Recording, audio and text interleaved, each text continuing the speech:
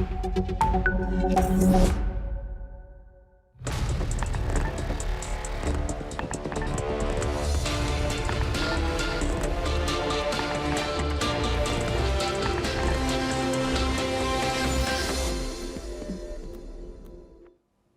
and welcome. I'm Asuma Katauka and you're watching Gulf Today on NewsX World. Let's take a look at the top headlines of this hour.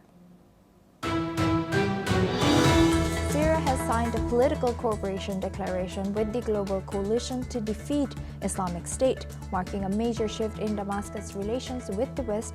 The agreement, which currently excludes military components and coincides with U.S. discussions on repealing the Caesar Sanctions Act.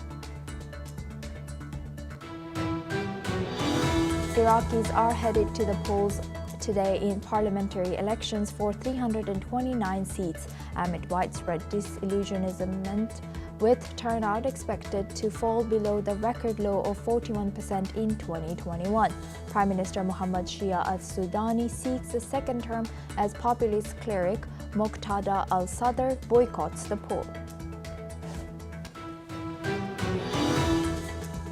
Lebanon has released Hannibal Gaddafi, the youngest son of late Libyan leader Muammar Gaddafi, following his payment of a reduced $900,000 bail.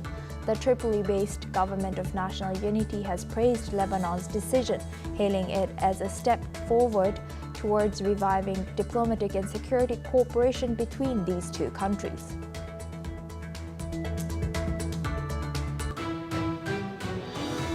The United Arab Emirates has ruled out joining any Gaza stabilization force for now, while senior UAE official Anwar Gargash has stressed that Abu Dhabi will instead focus on supporting political peace efforts and maintaining its role as a major humanitarian aid provider.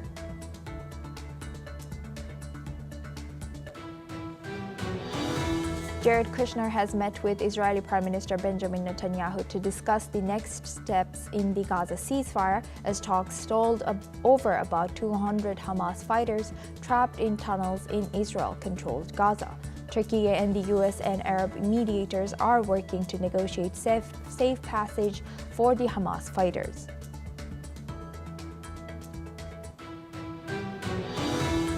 Turkish Foreign Minister met with U.S. officials, including Vice President J.D. Vance and U.S. Special Envoy Tom Barak, to discuss Syria and Gaza. He has stressed the need for a united Syria, warning that unresolved issues in the south and north could further divide the country. 8 people were killed after a car exploded near Delhi's historic Red Fort at 1852 local time, prompting a high-level investigation led by police and security agencies. Home Minister Amit Shah has said that authorities are exploring all possibilities, while Prime Minister Narendra Modi has expressed condolences and ordered a full review of the incident.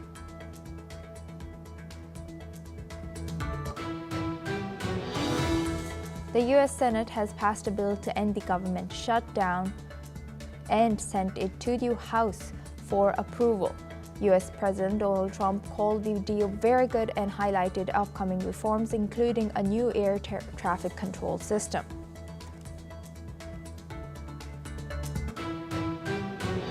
Now we start with the Middle East. In Israel, Prime Minister Benjamin Netanyahu, while addressing Knesset plenum, says that Israel is determined to enforce the ceasefire agreements in Gaza and Lebanon with an iron fist.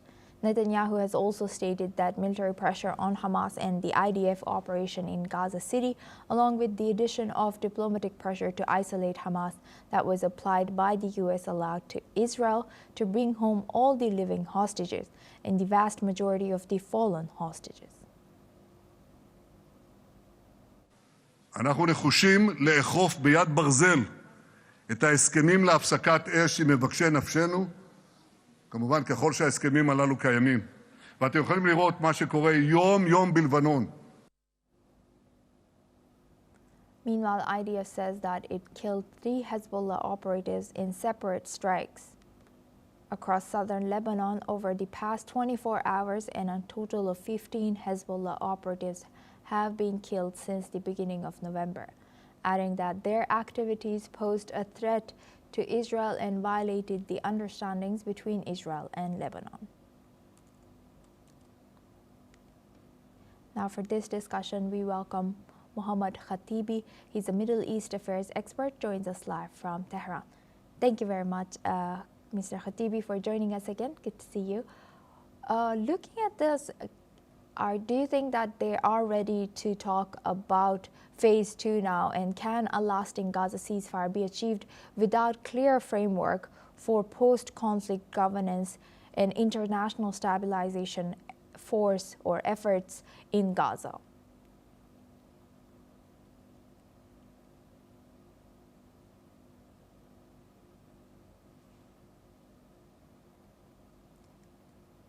In Israel, Prime Minister Benjamin Netanyahu, while addressing Knesset plenum, has stated that Israel is determined to enforce the ceasefire agreements in Gaza and Lebanon with an iron fist. Netanyahu has also stated that military pressure on Hamas and the IDF operation in Gaza City, along with the addition of diplomatic pressure to isolate Hamas that was applied by the US, allowed Israel to bring all the living hostages back, and also the majority of the fallen hostages. Meanwhile, IDF said that it has killed 3 Hezbollah operatives in separate strikes across southern Lebanon over the past 24 hours, and a total of 15 Hezbollah operatives have been killed since the beginning of November, adding that their activities posed a threat to Israel and violated the understandings between Israel and Lebanon. Now for this discussion, we welcome Mohammad Khatibi. He's a Middle East affairs expert, joins us live from Tehran. Thank you very much, Mr. Khatibi, for joining us again. Good to see you.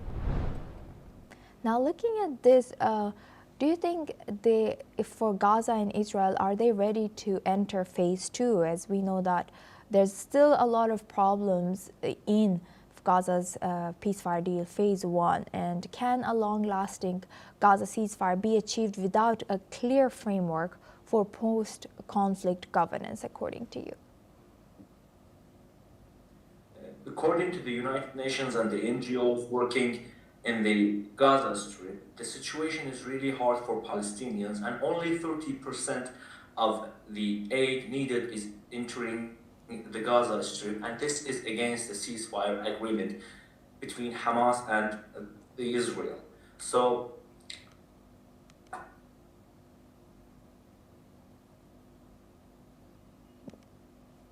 control of much of the Gaza Strip, and this is another issue. And Israel is insisting that Hamas should lay down arms. We all know that Hamas is not willing to do that, because Hamas knows that if it lays down its arms, there will be no Hamas, and the political issue of Hamas will be no more. So Hamas gained this idea when Israel attacked Qatar 1 or 2 months ago, and it targeted Hamas members in Doha. So the ceasefire is really fragile, and everyone is hoping that this will continue. There are bodies of Israeli captives right now in the Gaza Strip, and Hamas does not have the control of them. And this is another issue that is pressing. Other than that, turning to other issues in the Middle East, the Israelis are attacking and violating the ceasefire with Lebanon on so many false contexts and false pretexts. So Israel is trying to expand its colonial objectives inside the occupied Palestinian territories and increased, and no one is trying to pressure it, including the United States. And without the United States' help, Israel would have faced much of pressure in the United Nations and the UN Security Council. All of the resolutions targeting Israeli crimes in the Palestinian territories were vetoed by the United States, and this is the most important issue. The US support will pressure Israel not to be in the ceasefire. Yes, with that, I would like to thank Mr. Khatibi for sharing that insight. Please stay with us as we come back to you for our next discussion as well. Now we stay in the region. U.S. President Donald Trump has called Syrian President Ahmad al-Sharaa tough, stating that Shara's rough past will help him rebuild the war-torn country. Trump has also stated that some announcements can soon be expected on Syria. Let's listen in. Yeah, you can expect some announcements on Syria. We want to see Syria become a country that's very successful, and I think this leader can do it. I really do. I think this leader can do it. And people said he's had a rough past. We've all had rough pasts, but he has had a rough past, and I think, frankly, if you didn't have a rough past, you wouldn't have a chance. Meanwhile, Sharaa has stated that his association with al-Qaeda is a matter of the past and was not discussed during his meeting with Donald Trump. The meeting comes after a major shift in U.S. policy, with the Treasury Department extending the suspension of sanctions enforcement under the 2019 Ceasefire Act for another 180 days. However, only Congress can fully lift the sanctions. Now for this discussion, we welcome back Mohammad Khatibi. He's a Middle East affairs expert, joins us live from Tehran. Thank you very much, Mr. Khatibi, for staying with us.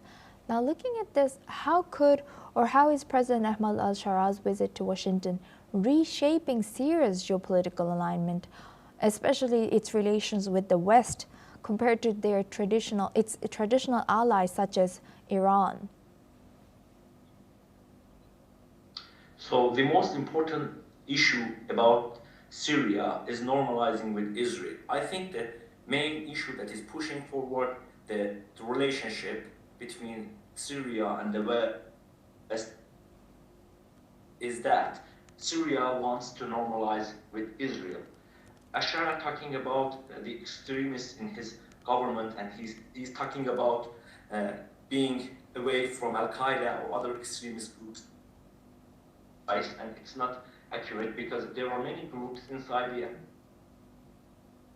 Ashara government and are former Al-Qaeda fighters, and they are trying to pressure al-Shah to be more active inside Syria. Also, I think that Israel plays a great and significant role in this, and many people, many politicians in the US want Syria to normalize with Israel. And I don't think that Israel wants the Syria in complete shape. As we have seen in past months, Israel wants to divide Syria into smaller countries, as we have seen in its attack on Suwaida, where it attacked Syrian territory because of supporting Druze minorities, and on that pretext, it went on to bomb many of Syria's important infrastructure. After the fall of Assad, Israel did not stop attacking Syrian infrastructure, and the attacks are aimed at degrading ISIS and militant groups, but we all know that the idea behind this is weakening Syria as a whole state and dividing it to separate countries which Israel can control and can have influence in there. And I think that this move towards normalization will not help to Syria to be a whole country, because the end game of Israel is to divide Syria into 3 or 4 weak, smaller states. With that, I would like to thank Mr. Khatibi for joining us all the way from Tehran and sharing that insight. Now we move on to Turkey. Turkish Foreign Minister Hakan Fidan has held high-level talks in Washington, D.C., presenting Ankara's positions on Syria to U.S. officials. Speaking to the media, Fidan has said that discussions focused on managing problem areas in the northern and southern Syria, addressing the Caesar Act sanctions, and promoting peace and regional security. Fidan has met with U.S. officials at the White House, including U.S. Secretary of State Marco Rubio, U.S. Special Envoy Steve Witkoff, and Tom Barak. Fidan has stressed the importance of preventing further fragmentation in Syria and ensuring security for all ethnic and religious groups. He has also noted ongoing Turkish evaluations on our UN draft resolution on Gaza, aiming to implement a comprehensive peace plan and facilitate humanitarian aid while balancing diverse international perspectives. Now for this discussion, we welcome Yossi Cooper-Wasser. He's an Israeli intelligence and security expert, joins us live from Tel Aviv. Thank you very much for joining us, Yossi. Good to see you. How is Turkey's diplomatic engagement with Washington signaling a shift in its approach to the Syrian conflict and broader relationship with Syria? Well, I don't think it represents a change in the Turkish attitude towards Syria. The Turks were behind the revolution that was carried out by the opposition in last December, and they maintain very close relationships with the Syrian leadership.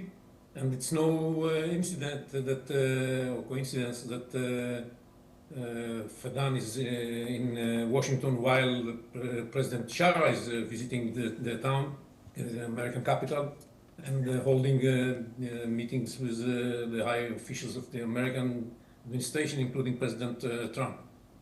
I think that what Turkey wants is to see Syria as part of the group of people, of countries that are under Turkish influence, and that's exactly what they are trying to accomplish, and they do that together with the Americans. And President Trump alluded to that when he spoke about the Shara visit, when he said that President Shara holds very close relationships with President Erdogan, and Erdogan is a very good man, and so on and so forth.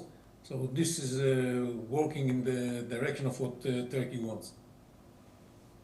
And what do you think, what is in it for U.S.? Why is U.S. welcoming these two leaders in this particular time? Well, I think that the Americans believe that this is going to contribute to stabilizing the situation in the Middle East. And they believe that they can work out some agreements, some understandings between Israel and Syria in spite of the Turkish influence.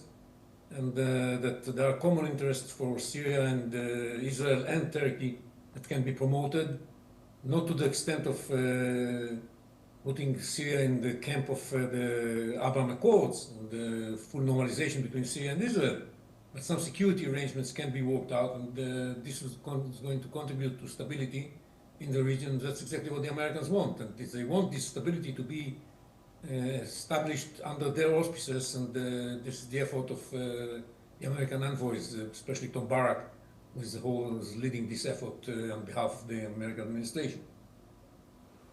And how does this discussion on the Caesar Act sanctions reflect the competing economic and strategic priorities of Ankara and Washington? Well, obviously, in order to stabilize the situation in Syria, you need to create the conditions that would enable investments and aid to flow towards the Syrian new government. And this calls for the at least temporary removal of the Caesar Act and its implications on the Syrian economy. And we have to remember that this act was enacted because of what the previous government has done, as President Assad has done.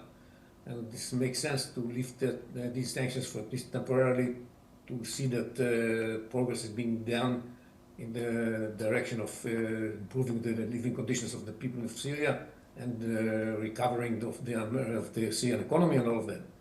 And I think this is the way in which the Americans believe that they are going to achieve this stability that they are looking for in this area. Thank you very much, Yossi, for sharing that insight. Please stay with us as we come back to you for our next news as well. Now moving to Israel, a bill proposing the death penalty for terrorists has passed a first reading in Israel's parliament. This measure could apply to Palestinians convicted of deadly attacks against Israelis. The amendment to the Penal Code was demanded by far-right National Security Minister Itamar Ben-Gvir and approved by the National Security Committee. It was then approved by 39 votes to 16. The amendment must pass a second and third reading before becoming a law. While the death penalty exists for a small number of crimes in Israel, it has become a de facto abolitionist country. The last person to be executed in Israel was the Nazi Holocaust perpetrator Adolf Eichmann in 1962.